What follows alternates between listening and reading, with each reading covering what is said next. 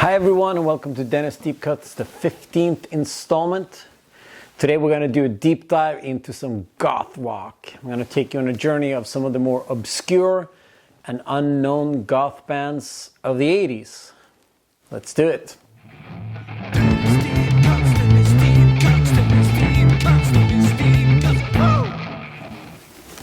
Tribal drumming, distinct bass lines, reverby guitars, and a howling or maybe crooning singer. Big hair, black outfits with frilly shirts. What's not to love about goth rock? Even though history has had a bunch of musicians and artists that has gotten into the more darker subject matter and enjoyed some gothic imagery, it wasn't until the advent of punk rock and post-punk where it actually became a proper thing. Bands like Susie and the Banshees, Joy Division, The Cure, Bauhaus, and even The Birthday Party dove into the darker subject matter and started dressing in black, singing songs about stuff that wasn't necessarily punk rock. They were darker, more poetic, and more personal. I think none of these bands would call themselves goth rock, but they definitely set out a roadmap for tons of other bands to follow. The UK was definitely ahead of the pack, and in the early 80s, the record bins at the record stores were filled with goth rock bands such as UK Decay or Alien Sex Fiend or Specimen, all those bands that played at the infamous Batcave, the most famous goth rock club in the world, basically. Today, we're not going to talk about any of those bands. We're going to dive even deeper. We're going to go even more nerdy, and we're going to check out some quite obscure goth rockers. We're also going to look at a little bit the connection between goth and punk and hardcore of the early 80s. And maybe you'll find something here that you never heard before. Maybe you find some cool inspiration. Or maybe you are a true goth and then you think that I'm just a poser and I'm presenting you with the most obvious of bands. That might be so. I might be a poser. I've never been a goth. In the 80s, I was first way too metal, and then I was way too punk, and in the 90s, I was way too hardcore. But my band Invasion has been invited, and we have played at some of the biggest goth festivals in Europe, such as Leipzig Gottentreffen and the Hameln Festival, the Autumn Moon Festival in Hameln. And they've been great. The crowd has been very receptive, and maybe our style of tribal drumming and dystopian pop is something that strikes a chord with the goth people out there. And I would lie if I didn't admit that, yeah, we've stolen some stuff from the goth scene. We found some inspiration. Maybe today you will find some inspiration in these bands, and per usual, when I go obscure, I will do a playlist with all these gothic rockers down below. You can check it out. But let's dive in, shall we? So let us start in sunny California, where Los Angeles quickly became the epicenter of all things goth in the early 80s. I love the juxtaposition of sun and surf and tans and California girls and the beaches. And then you have this burgeoning goth rock movement with dark outfits and goths roaming the streets of Hollywood. I quite like that imagery. American culture has always been very interested in the eerie, the unnatural, the occult. I would say that the vastness of the country and parts where parts of the country are very isolated gives a lot of headway to these type of ideas. And you had in literature and art and movies, you've had this even all the way back to the Salem witch trials. Through authors like Edgar Allan Poe and H.P. Lovecraft, there's always been an interest in the darkness, so to speak. And in the early 80s, late 70s, early 80s, the LA punk scene had a whole slew band that was kind of adjacent to that world. Not goth, but close enough where they inspired and where they were like a part of that world. And you had bands like the Cramps, Gun Club, Wall of Voodoo, and even a band like the Flesh Eaters that were part of this world. But the two biggest goth bands to come out of the LA scene was, of course, 45 Grave, and then you have the band that in many ways would define the goth rock scene of America of the 80s. That's the band Christian Death. Interestingly enough, those two bands comprised of a bunch of people who used to be in hardcore punk bands such as the Bags, Germs, Gun Club, and the Adolescents. So there's a very clear connection between those two worlds. I'm not going to talk about any of those bands today. Of course I'm not, you know. They're too famous. I am going to talk about this band, Super Heroines. They were formed in the early 80s in LA, and they were a very prominent part of what the Americans call Deathrock, or what we Europeans call goth-rock. They're part of that scene. They put out 3 records, and they're all pretty cool. This is their first record from 1982, I think. And it doesn't sound like your typical goth rock. It's a weird mix of punk and, I mean, almost heavy metal, hard rock. Evo, that plays guitar, is a bit of a shredder, and you can tell there's like a lot of heavy rocking licks on it. But it's a cool record, and the interesting part about this band is the enduring legacy that the members of the band had, especially Evo. Evo, that sang and played guitar in Super Heroines, dated and later married Ross Williams from Christian Death. And when Rick Agnew left Christian Death, he got roped into to be like the standing guitar player.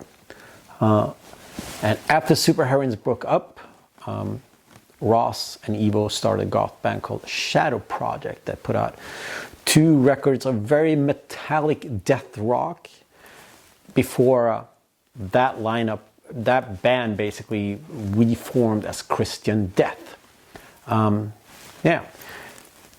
Ross Williams from Christian Death killed himself in 1998, and since then Evo has been like the singer of Christian Death in the live iteration of Christian Death called Christian Death 1334. She has also released a bunch of solo records, and is still pretty hardcore about that thing. And she's done a fascinating journey, both musically and personally, with the encounters with both the Night Stalker and Satanism, all the way to Christianity and onwards. So it's quite a fascinating figure of American goth, and she's still active in that world and that scene. Jill Emery, that played bass in Super Heroines on one of their records, later played bass on the first Hole record. And one of the dudes that played drums in Super Heroine, he played in a proto version of Guns N' Roses called Hollywood Rose, together with Axl Rose. So, Super Heroine, a cool record, a lot of history, a lot of connections. Check it out.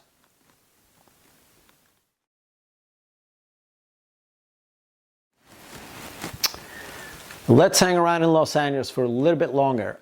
Another really cool goth rock band from the LA area is this band called Pagan Myth. Pagan Myth was formed by members of the pretty fantastic punk band The Reactors from San Bernardino. They put out a really sought after 7-inch and a super cool album on their own label, Toxic Waste Records. And when they broke up, the singer and guitar player Elizabeth Frost and bass player Mike Rodriguez started Pagan Myth. Pagan Myth put out one 7-inch in 1983, and then this fantastic LP came out in 1984. I gotta say, this is a super cool record. One of my top records of this list today. It's not your typical goth rock sound or anything. It has a completely own vibe to it. It's a strange mix of like eerie 60s psychedelia garage rock with some really gloomy vibes to it. Has a drum machine, a la Sisters of Mercy, and it's just a super cool goth record. I mean, it's very gothic in the approach and the lyrical matter, but just the way it sounds is completely different. There's very, very little information about this band online, and I assume that they broke up, and that was kind of the end of it, which is a shame because I think they put out some really, really killer music. So check out Pagan Myth, really, really cool LA goth rock band.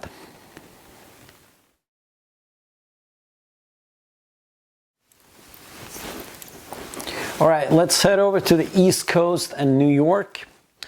There's very little happening as far as the goth scene was concerning in the early to mid 80s in New York. New York hardcore was a full swing, and there wasn't a whole lot of bands. There is, however, a pretty cool compilation called Dark New York that you can check out if you want to know more about the very small goth scene that they had going on there. I gotta throw it in the ring though that one of my favorite bands of all time, and they're from New Jersey, not New York, was Samhain, and they were super influenced by what was happening in the UK with the goth scene, and they did their own little twisted take on that. Yeah, Samhain, what a band. Think about it, American goth rock, that's just kind of what it is. It's fantastic. Another band from this time and period that stands out for me is this band, The Plague.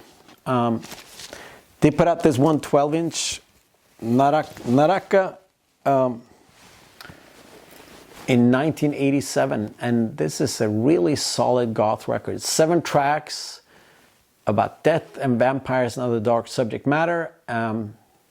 Margot Day, the singer of the band, has a really howling type of voice, and the propulsive music is pretty awesome. Plenty of catchy songs, and Margot plays the flute, which is a weird contrast to the music, but it actually fits really, really well.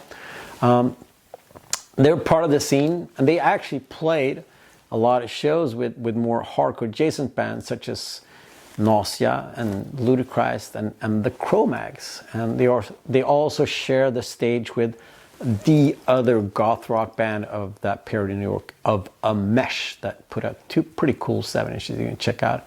Margot Day, the singer, still plays music. I think it's more of the esoterical kind, but she's released some records on her, I assume it's her own label because it's called Flute Music. And the bass player, which I assume is one of these dudes, went on to play in the awesome noise experimental rockers, Missing Foundation. I really like this record. It's a really solid goth rocking record. Check it out, The Plague.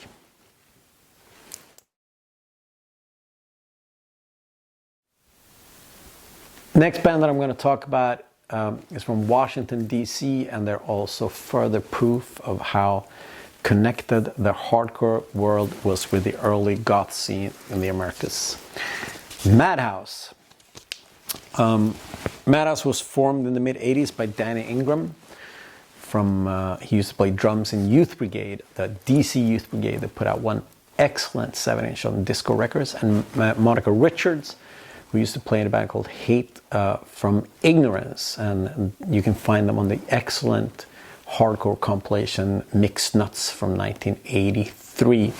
The record is also released on Fountain of Youth, that released a bunch of hardcore stuff out of DC. They released this one record and then one 7-inch.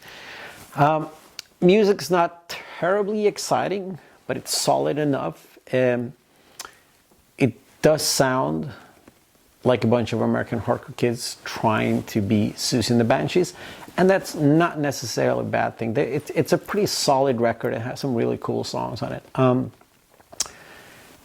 After this record, they sold their rights to the name Madhouse to Prince, and then they reformed themselves as Strange Boutique, and they enlisted Fred Smith, who used to play guitar in DC hardcore band Beefeater on guitar.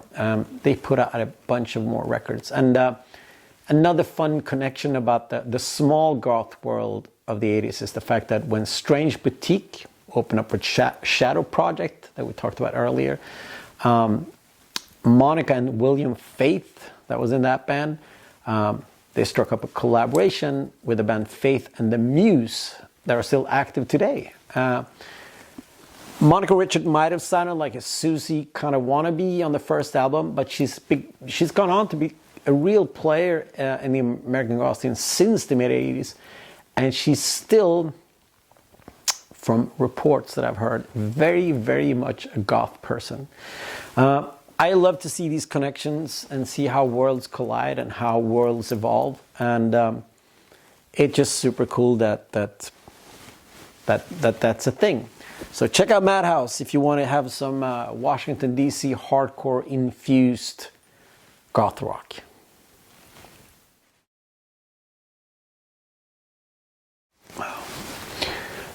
Let's head back over to the UK, where it all started and where it was all still happening. Goth scene in the mid 80s was in full swing, and I mean, one of the things that I just thought about is the fact that also how goth rock in the UK became very much a reaction towards the new romantic movement that was happening. Both those movements kind of came out of the same well, but where goth went dark and depressing, the new romantic went the opposite way, very colorful and very bright, both musically and the fashion sense. And now goth rock was not only seen, but it was a uniform and it was a lifestyle, and there was a whole ton of bands coming out of the woodwork. And you know, for every Bauhaus there was a whole slew of clones. For every Killing Joke there was a whole bunch of bands that wanted to emulate that sound. One of those bands was Anorexic Dread. It was formed in Southend in 1983. They only released this one 12-inch, but it's a pretty great EP. Clearly inspired by The Birthday Party and the Cramps. These three tracks, slightly chaotic and dark, but also very much fun. Chanting vocals, tribal drumming, and has a really nice sinister vibe to it. I would go so far as to say that the song Trace is Burning, it's a little bit of goth classic that you definitely should check out. Also, the image of the band was pretty fantastic from the photos that you've seen with them. The real claim to fame, though, is the fact that Perry DeMonte, that played in Anorexic Dread, would later end up in The Cure. That's true goth clout right there.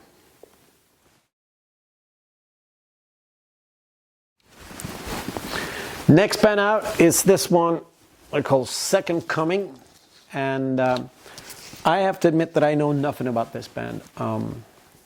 There's hardly any information about them online.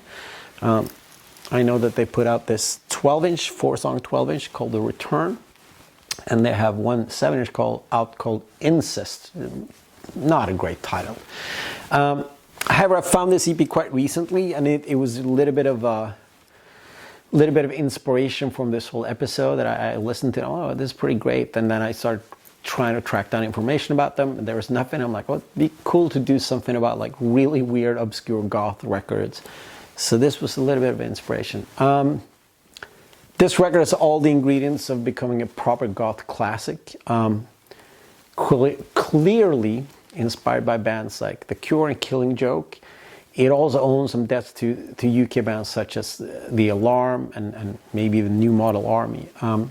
Production is great. The songs are hooky and really, really well constructed.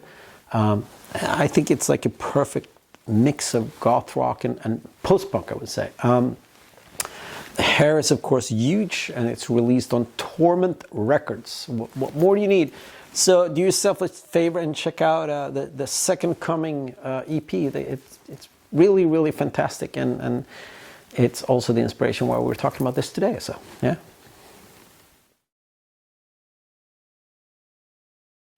The next one is also a band from the UK, and this is a bit strange and maybe not your typical goth rock record. Well,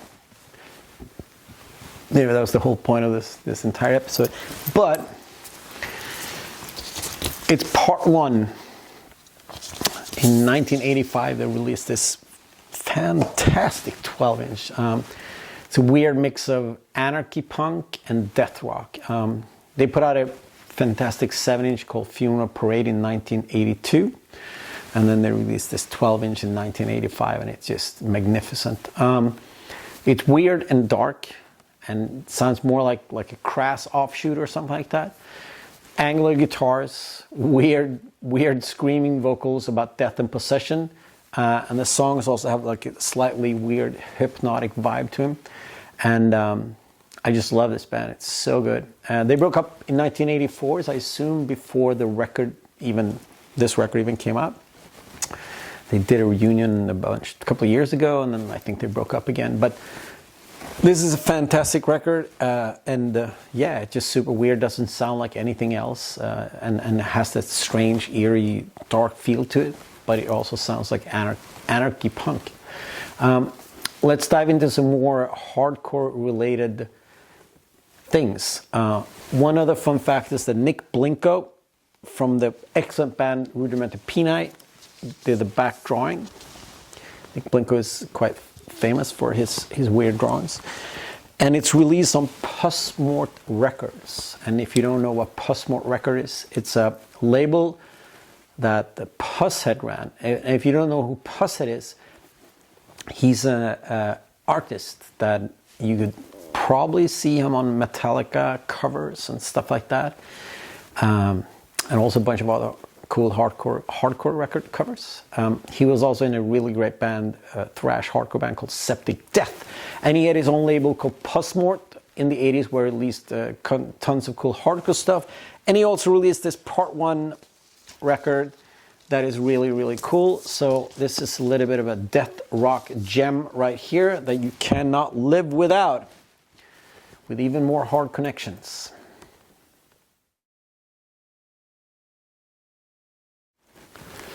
Let's head over to mainland Europe and continue our search for weird, obscure goth rock, shall we? One band that I recently discovered and I fell in love with, and I felt I had to include them on the list, is this band, Asteron. Asteron was an Austrian duo that put out one record, this one, in 1988, and this is just fantastic. A strange mix of gothic imagery, dark wave beats, and industrial music.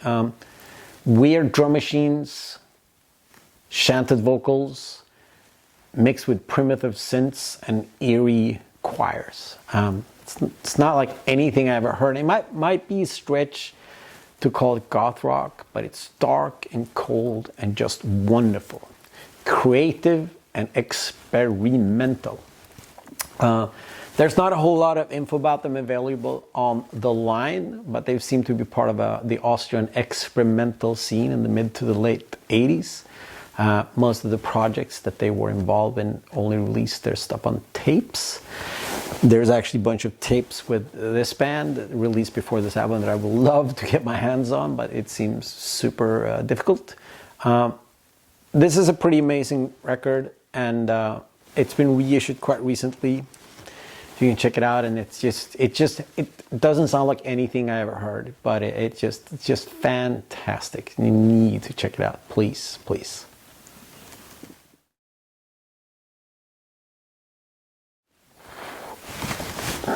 Let's head over to the neighboring country of Finland and find more connections to punk and hardcore. The fantastic Finnish goth punk band Musta Parati, I think that's how you pronounce it, definitely have their roots in the punk scene. The players have been in bands such as Lama and Pelle Miljoona. They put out two really great albums before they split up in 1984. Actually got back together and released the third record just a couple of years ago. This is their second record. It's called Karamet. And even though the artwork doesn't really scream dark gothic punk rock, the album is filled with great songs. Tribal and propulsive great guitar work, and a howling singer. There's also some cool keyboards involved, which is quite fun when you look at the pictures of them. Clearly inspired by Killing Joke and Bauhaus. It's high energy, the production's great, and they also look fantastic. They never really made it out of Finland, which is a shame because both their 80s albums are fantastic. It's pretty apparent just how much of a Finnish thing they are when this really nice reissue on an amazing label, Svart Records, includes liner note just in Finnish. just in Finnish. No one outside of Finland should read this. But yeah, both their 80s albums are fantastic, and I've been trying to find the first one for a long time, and it's either super expensive or it just goes immediately. It's up on Discogs, even the reissues. So someone please hook me up with the first Musta Parati, I don't know how to pronounce that record. Yeah, Finland had some great punk and hardcore music of the 80s. Maybe one of these days I will do a Finnish episode. Who knows? But for now, Musta Parati, some great Finnish goth punk.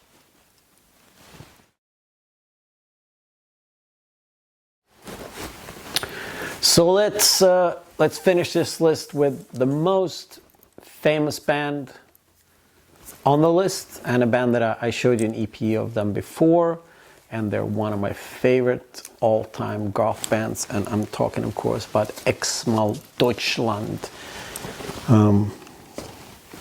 Just a fantastic band. They were formed in Hamburg in 1980, broke up in 1990. Their singer Anja Höve was the only member that made it through all the different versions of the band, but of course he was very much the focal point of the band. Insanely charismatic and an incredible singer.